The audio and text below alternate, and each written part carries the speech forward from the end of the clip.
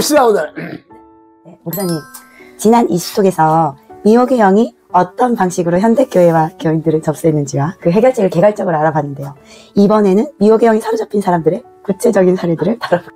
먼저 교회부터 저희가 살펴볼게요. 미혹의 영은 우리네 교회 지도자들을 어떻게 미혹시키고 있나요? 구체적인 예들이 있을까요? 가장 중요한 것은 구원관이죠. 우리가 예수를 믿는 목적이 영원한 생명을 얻기 위해서 우리가 예수 믿은 거잖아요. 그러면 성경적으로 믿어야 되는 거잖아. 그런데 사실 목회자들이 가장 문제가 성경적인 구원관을 가르치지 않는다는 거죠. 예를 들어서 영접 기도를 하고 주일 성수를 하면 다 구원 받았다. 예수님께서 그와처럼 버려두지 않는다.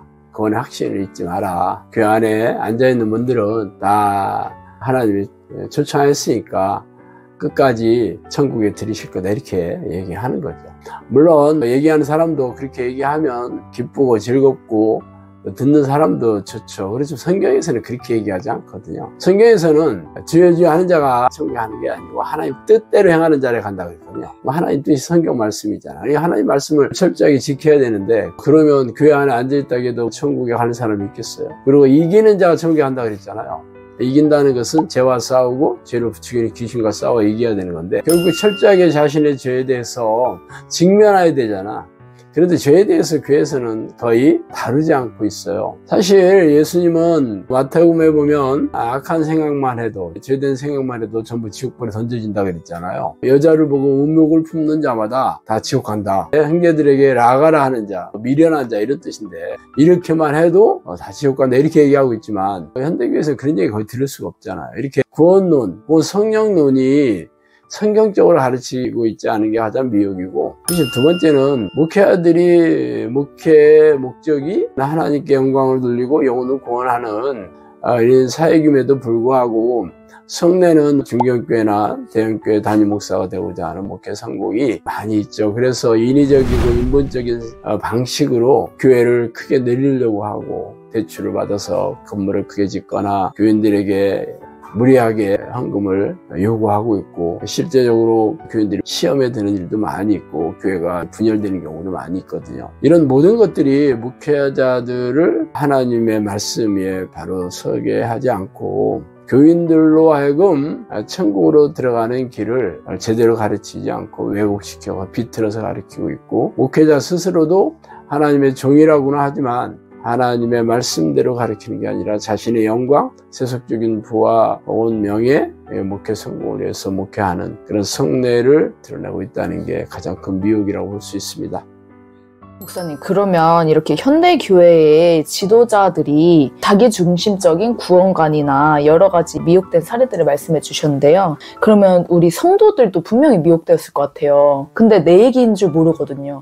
미혹된 사례들도 좀 알려주세요. 미혹이라는 말이 속인다는 뜻입니다. 그렇지만 미혹의 영, 이 귀신들은 자기가 옳다는 생각을 넣어줘 속입니다. 그러니까 본인들이 알 수가 없죠. 속고 있다는 사실을 모릅니다. 교인들도 사실 성경을 비추어 봤을 때 성경의 잣대로 교회에서 제대로 가르치는지를 분별해야 되는데 그렇지 않고 그냥 목회자들이 얘기하면 당연히 우리 담임 목사님이 성경 얼마나 해박한데 학교를 어디 나왔는데 박사학위가 있는데 라고 하면서 어련히 알아 잘 가르치겠냐 하면서 본인이 분별할 생각도 없을 뿐만 아니라 설령 성경을 읽으면서 현대교회 가르침과 충돌되거나 도진되는 상황에 오면 고민해야 되는데 고민하지 않습니다. 왜냐하면 워낙 성경에서 이해하지 않는 말이 너무 많이 나올 뿐만 아니라 성경에 대한 철저한 깨달음이 없다 보니까 그 말이 그 말 같고 이 말이 이 말 같고 영적인 세계는 현실에서 드러나지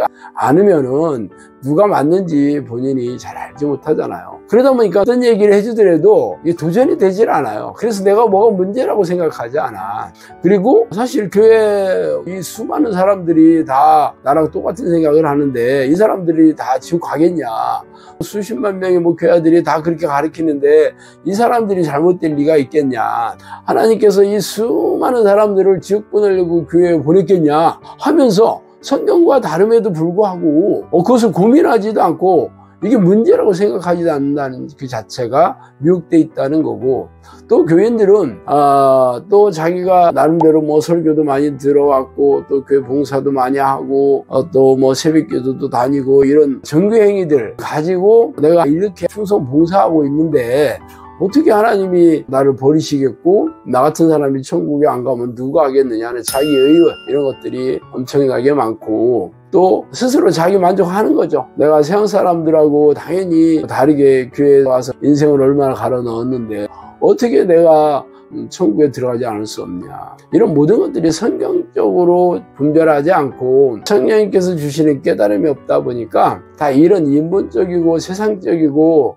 그냥 자기 중심적인 생각으로 생각하고 있는 거죠. 이게 전부 미혹된 겁니다.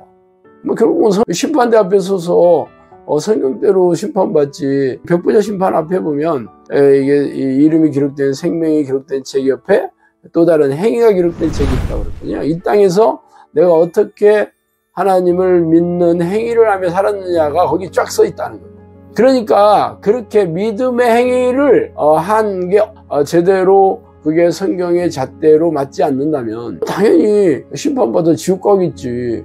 어떻게 교회에서 성경과 다르게 가르친 것, 인본적으로 가르친 것, 교단 교리로 가르친 것, 혹은 뭐 자의적으로 성경을 비틀어서 가르친 것, 이걸 어떻게 천국 가겠지? 이게 진짜 무서운 얘기고 두려운 얘기인데 이게 미혹되어가지고 교인들도 알지를 못하고 누가 이에서 이런 얘기를 하면 우리 교회 뭐 목사님이 어떻고 뭐 우리 교회가 얼마나 괜찮은 정통교회고 교단이 어쩌고 우리 교회 안에 훌륭하고 똑똑한 사람들이 얼마나 많은데 라면서 틀렸을 리가 없다 그렇게 생각합니다. 전부 자기중심적이고 인본적인 생각이지 성경적인 잣대가 아닙니다. 참 안타까운 일이죠.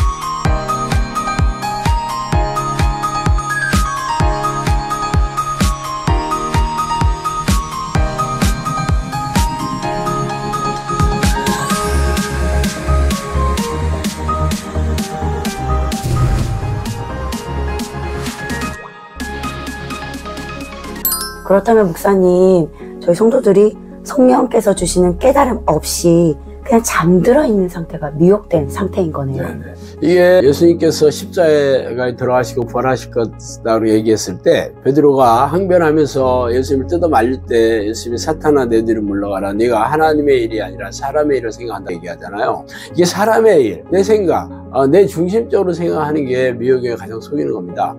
이런 사람들의 특징은 고집이 세죠. 남들이 아무리 얘기를 해도 이게 성경에 있지 않냐. 그래도 받아들일 생각이 없어요. 자기 고집이 센 사람들이 미혹이 센 사람들이에요. 당연히 그 사람들은 자기 중심적이고 교만해요. 교만하다는 게 안한무인이다 이런 뜻이 아니고 자기 생각이 무조건 맞다라고 생각하는 거예요. 네가 잘못됐다 하면서 성경 구절도 자기가 먼저 결론을 져놓고 거기에 만든 성경 구절을 끌어맞히는 거죠. 진짜 이런 방식은 하나님의 말씀을 흐트러뜨리고 왜곡시키는 진짜 악한 행위거든요. 그런 자기중심적이고 고집이 세고 교만한 사람들이 결국은 미혹의 영이 생각을 넣어줘 속이고 있는 상태입니다. 안타깝죠.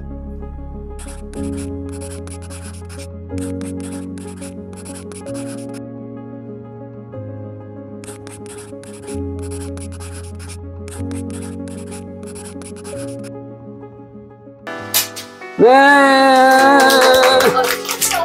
실루엣 친구 엄청 웃기네. 이 세상의 주인 천지를 창조하고 우리를 만드신 하나님을 만나서 동행하는 삶을 살게 된다면 지금 우리는 어떠한 모습으로 살고 있을까요? 성경의 위인들처럼 하나님을 만나고 매일 동행하며 살고 있는 사람의 하나님을 만난 경험을 바탕으로 쓴 한 권의 책을 소개할게요. 크리스천 영성학교 신상래 목사의 하나님을 만나는 법입니다.